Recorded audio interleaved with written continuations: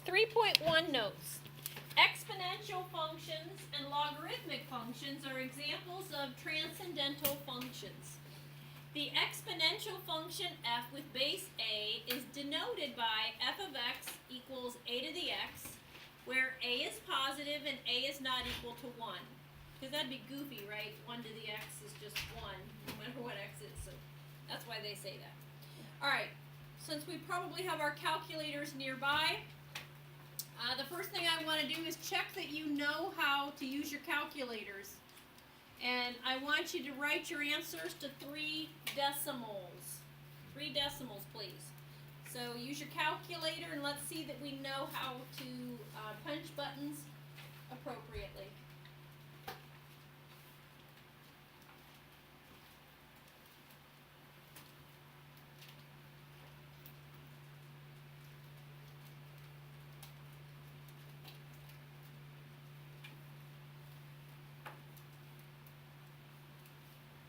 Letter A, I got 1.117. B, I got 0.113. Now letter C, if you have an older calculator, a TI-83, after the caret you have to put that fractional exponent in a parenthesis. Parenthesis 5 divided by 7, close parenthesis. So if you round 3 places, doesn't that give you 5.900? Because it's 5.8999. And then letter D, I got 0.465. Any questions on how you press buttons on the calculator? We're all good? Okay.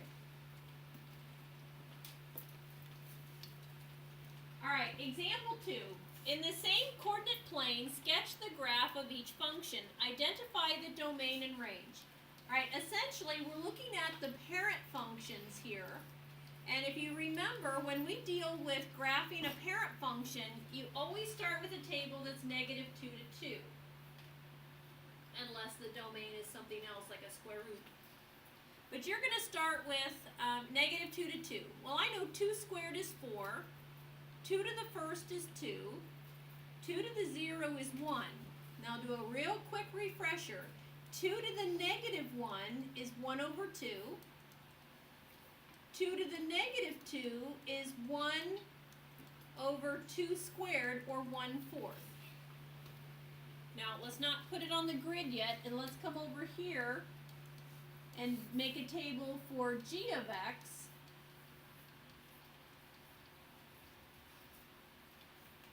Well, 4 squared is 16. 4 to the first is 4. 4 to the 0 is 1. 4 to the negative 1 is 1/4. 4 to the negative 2 is 1/16. So let's make a grid here now.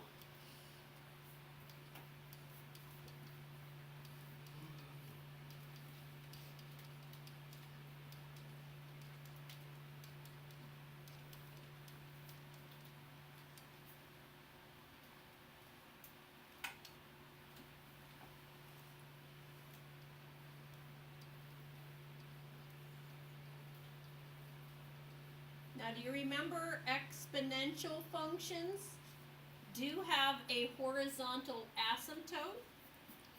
The domain is all real numbers, and the range would be y is strictly greater than 0. And there's a horizontal asymptote of y equals 0. So this is our parent function. The horizontal asymptote is y equals 0, or the x-axis. Now, if I end up shifting it, which we'll do tomorrow, when you shift it up or down, that's going to shift your horizontal asymptote. Left-rights don't affect your horizontal asymptote.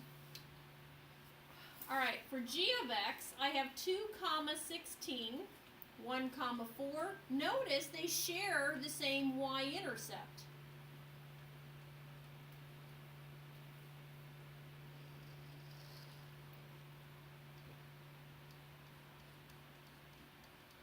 Don't forget to draw your horizontal asymptote on the grid itself. So the domain is all real numbers, the range is y greater than 0, and the horizontal asymptote is y equals 0. Is this coming back to you from last year in Algebra 2?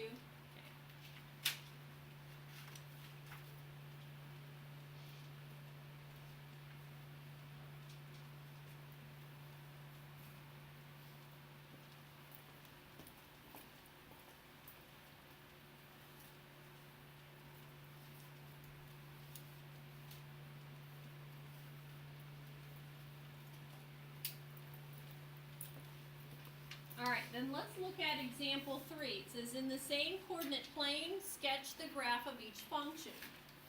So again, let's start with our standard grid, -2 to 2, for our x values.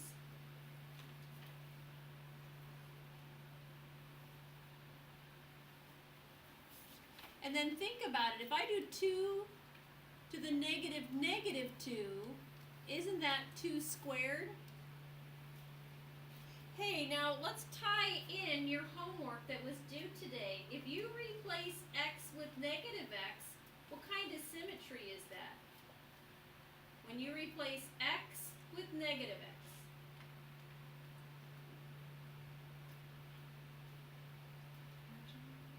Not origin. Y-axis symmetry. So this is going to be reflected over the y-axis from 2 to the x. When you replace x with -x, it's going to reflect your original graph over the y-axis. And so that's actually pretty interesting. This is going to give me 2, 1. Here's 1/2, 1/4.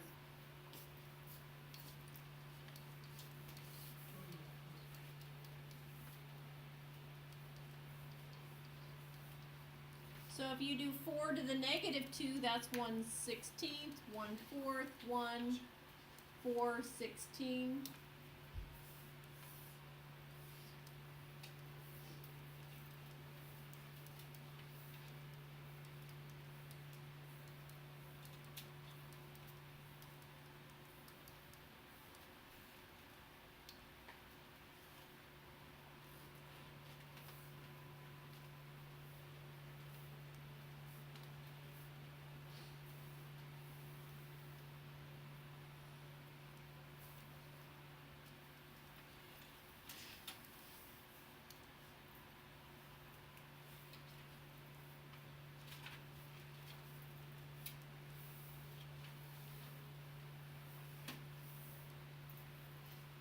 Alright, so the domain is all real numbers, the range y greater than 0, horizontal asymptote is y equals 0, but notice it's just been reflected over the y-axis. So tying back to early in chapter 2 and back in chapter 1, we had talked about when you replace x with -x, it's a reflection over the y-axis. When you replace y with -y, it's a reflection over the x-axis. If you replace x with -x, y with -y, that gives you your origin symmetry. Now, why is it that my range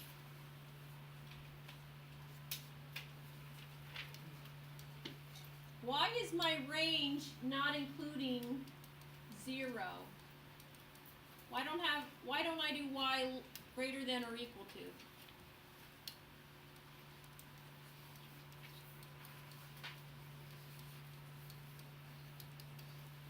Why can't I say the graph is going to equal 0? Okay, it does have to do with the horizontal asymptote, but think about it. Let's go back to the 2 to the x. Is there any way that you can get 2 to the x to equal 0? I mean, if you plug in x is 0, that's 1. That didn't work. And if I put negative numbers, it just makes it 1 over. You can't come up with an x value. There is no such x value. Alright, but let me pause here a moment. With that 2 to the -x, do you remember that 2 to the -x, based on the exponent property for negative exponents, is 1 over 2 to the x? Now watch this. Isn't 1/2 to the x actually equal to 1 over 2 to the x? This might not be quite so intuitive, but if you think about it, what's 1 to the x? 1 to any exponent. 1. And then there's your 2 to the x. Do you see how that's equivalent? So what's interesting is that 2 to the negative x is actually the same thing as 1/2 to the x. And if you remember from last year, we have exponential growth and we have exponential decay.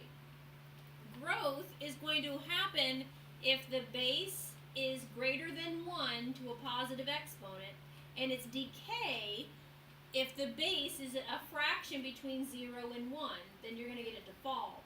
So our survivor activity we did today at the beginning of class was definitely a decay, right? And if you remember, our equation was like a 0.817. Oh, that's a number between 0 and 1, which shows decay. Alright, so now let's make a generalization. In general, the graph of y equals a to the x, if a is greater than 1, the domain is all real numbers, and we can write that in interval notation. The range is from 0 to infinity. If you notice, in all 4 graphs, we had 0, 1 was the the y-intercept, and the graph was increasing. So if you think about it, when a is greater than 1, you have a growth. And the graph is increasing over the entire domain.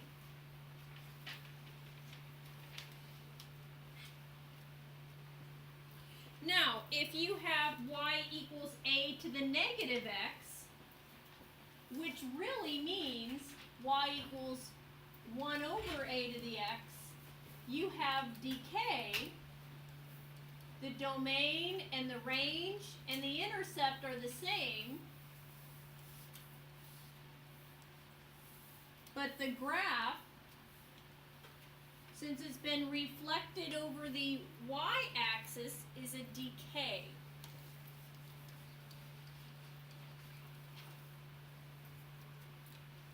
Alright, in my exploration, we're actually not going to work it out because I know that we did it last year. If you wanted to compare 3 to the x, 5 to the x, and 7 to the x, I mean, we really did it with 2 to the x and 4 to the x.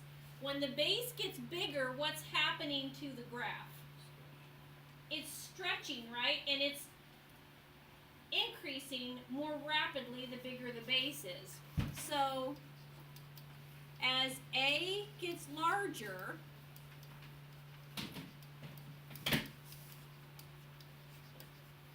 the graph grows faster.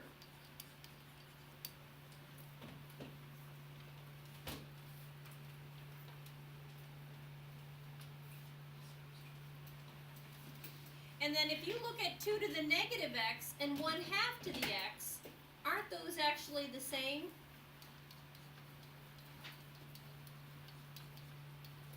And I just worked it out for you on the previous chart.